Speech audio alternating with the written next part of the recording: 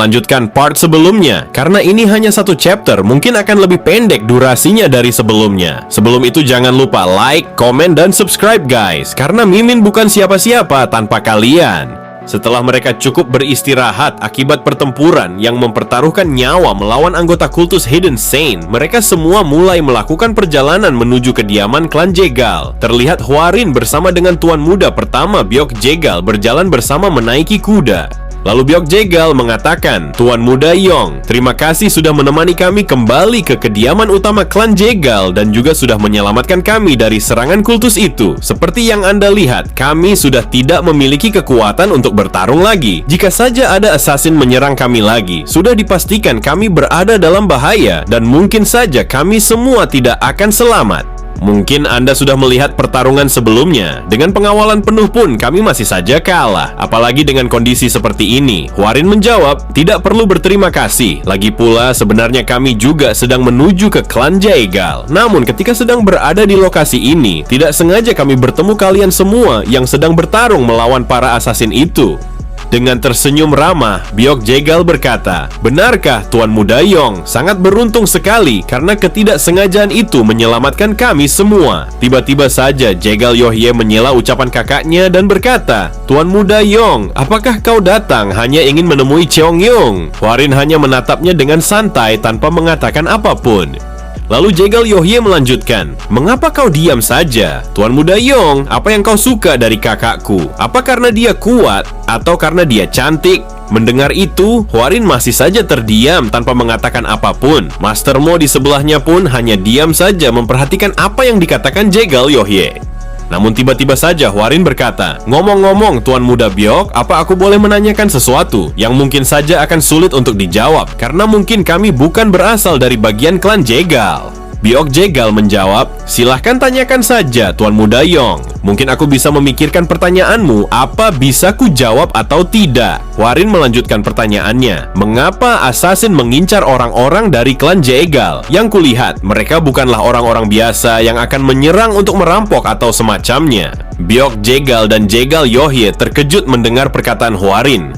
Klan Jegal adalah klan yang cukup terkemuka dan wilayah ini bisa dibilang sudah seperti halaman depan klan Jegal. Itu mengapa aku bisa berasumsi jika mereka bukan orang-orang yang akan menyerang untuk merampok dan semacamnya. Jadi mengapa bisa ada assassin yang datang hanya untuk menargetkan kalian? Ucap Hwarin. Jegal Yohye berkata, "Itu hanya kebetulan saja, Tuan Muda Yong, tidak lebih." Namun terlihat ekspresi Jegal Yohye seperti sedang menyembunyikan sesuatu. Kemudian Byok Jegal berkata, "Tidak, Yohye, kita harus mengatakannya.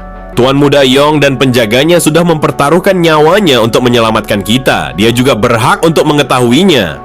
"Tuan Muda Yong, sebenarnya aku juga tidak mengetahui secara detail mengapa mereka tiba-tiba saja menyerang kami. Namun para assassin itu mengincar adikku, Yohye. Mereka membunuh penjaga kami tanpa ampun. Akan tetapi mereka tidak menyerang menggunakan teknik mematikan terhadap Yohye. Tidak seperti kepada para penjaga kami. Mereka menyerang secara membabi buta. Yang jelas kami memiliki seorang pengkhianat di dalam klan Jegal." Lalu Hwarin menjawab, "Jika memang seperti itu, mungkin saja motifnya penculikan, yang berarti mereka menginginkan sesuatu sebagai imbalannya." Byok Jegal bergumam, "Kami memang sudah mencurigai sejak lama jika ada seseorang yang menargetkan klan kami, akan tetapi kali ini mereka sudah melewati batas. Alasan mengapa ada seniman bela diri yang menyerang kami, mungkin saja rahasianya sudah bocor ke dunia luar."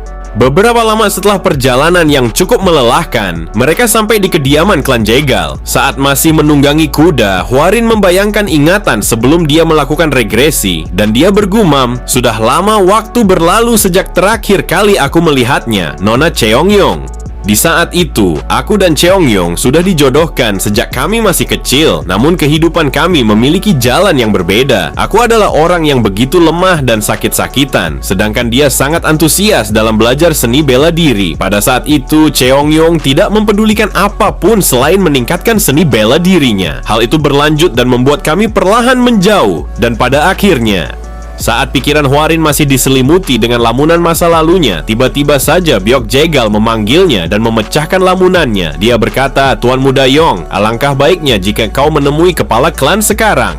Lalu Hwarin memberitahu Master Mo dan lainnya untuk beristirahat terlebih dahulu karena ia akan menemui kepala klan Jaegal. Beberapa saat kemudian, Hwarin dan Byok Jaegal menemui kepala klan Jaegal. Sambil memberi hormat, Hwarin berkata, "Saya, Yong Hwarin dari klan Tianzong, memberi salam kepada kepala klan Jaegal."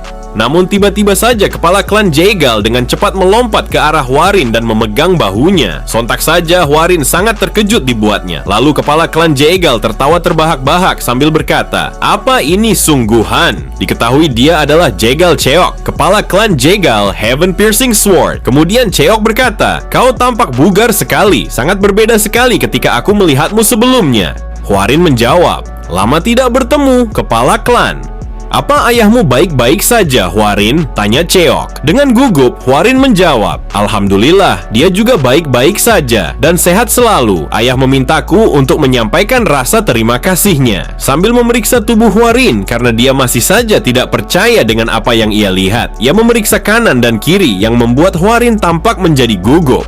Lalu Cheok berkata, "Jadi ternyata begitu. Fisikmu juga berkembang. Aku yakin kau pasti juga sudah belajar seni bela diri. Cheongyong pasti akan senang melihatmu yang berubah seperti ini. Aku sendiri tidak percaya jika tidak melihatnya sendiri." Sambil tersenyum gugup, Hwarin berkata, "Anda terlalu berlebihan, kepala klan." Lalu kepala klan Jaegal Cheok berkata, "Maafkan aku karena terlalu lama menahanmu di sini. Aku yakin pasti ada orang yang ingin kau temui. Jika memang begitu, aku tidak mengapa. Aku mengerti. Aku mengizinkanmu jika ingin pergi sekarang juga." Sambil memberi hormat, Hwarin menjawab, "Terima kasih banyak atas pengertiannya, kepala klan." Namun, sebelum Hwarin meninggalkan ruangan kepala klan, tiba-tiba saja dia berkata, "Tuan Muda Yong, aku sampai lupa mengatakan bahwa sebenarnya ada tamu lain sebelum dirimu tiba. Dia seumuran denganmu, jadi mungkin alangkah baiknya jika kalian berbincang." Sambil tersenyum dan melangkah pergi, Hwarin berterima kasih kepada kepala klan.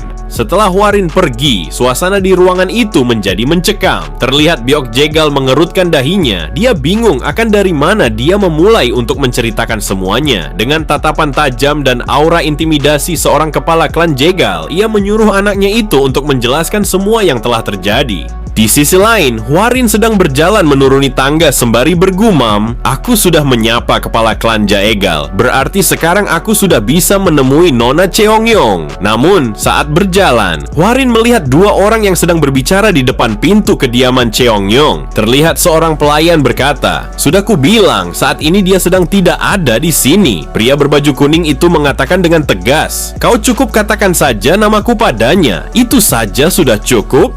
Hwarin yang melihat itu terkejut lalu bergumam, "Orang itu, sepertinya aku mengingat siapa dia di masa laluku." Orang berbaju kuning itu melemparkan tatapannya ke Hwarin sembari bergumam, "Aku tahu siapa bajingan ini." Lalu dia mendekati Hwarin sembari berkata dengan meremehkan, "Lihat siapa ini. Bukankah ini Tuan Muda Yong dari klan Tianzong? Senang bertemu denganmu. Aku Jok Guang dari sekte Songcheon." Sambil mengajak Hwarin untuk berjabat tangan, Hwarin bergumam, "Jadi dia tamu yang katanya datang sebelum diriku." Dengan tatapan tajam, Jok Guang bertanya, "Apakah kau di sini akan menemui nona muda Cheongyong? Aku duluan yang tiba di sini, jadi kusarankan kau untuk menunggu setelahnya." Sambil menggenggam tangan Jeok Guang dengan erat karena kesal oleh ocehannya, Hwarin menjawab, "Ternyata prajurit Jeok Guang, senang bertemu denganmu juga. Aku sudah mendengar banyak hal tentang sekte Songcheon." Dengan tatapan tajam, Hwarin melanjutkan, "Aku datang ke sini untuk mengunjungi tunanganku dan ternyata malah bertemu denganmu di sini. Aku juga mendengar banyak hal tentangmu. Katanya kau punya tubuh yang sakit-sakitan. Jadi ini pria penyakitan itu," ucap Jeok Guang. Namun, ketegangan itu berakhir ketika Byok Jaegal datang dan berkata, "Tuan Muda Yong dan prajurit Jeok Guang, kalian di sini ingin menemui Cheongyong. Kalau di jam sekarang ini, kemungkinan dia sedang berlatih di tempat latihan. Jadi jika kalian ingin menemuinya, segeralah ke sana." Lalu mereka berdua bergegas menuju tempat latihan. Mereka berjalan seolah-olah bersaing, ingin cepat-cepat sampai dan melihat siapa yang akan duluan bertemu. Namun saat mereka sedang berjalan, tiba-tiba saja sebuah pedang melesat ke arah mereka. Dengan santai, Hwarin menghindarinya, tidak seperti Jeok Guang yang terlihat kesulitan menghindarinya. Ternyata pedang itu terhempas dari arah Nona Cheongyong yang sedang berlatih. Lawannya kalah, yang mengakibatkan pedang itu terlempar. "Saya menyerah, Nona," ucap seseorang yang berlatih dengan Nona Cheongyong. Hampir saja pedang itu menusuk tenggorokannya. Lalu Nona Cheongyong menyimpan bilah pedangnya sembari berkata, "Membosankan, hanya segitu saja kemampuan kalian semua. Tidak ada yang bisa membuatku terkesan." Oke guys, sampai di sini dulu untuk chapter 16. Situasinya akan semakin seru saja, apalagi setelah bertemu dengan Jeok Guang yang terlihat akan bersitegang dengan Hwarin. Apakah di chapter 17 Hwarin akan membungkam orang-orang yang menyepelekannya dan membuat Nona Cheongyong mengaguminya? Kita tunggu saja minggu depan.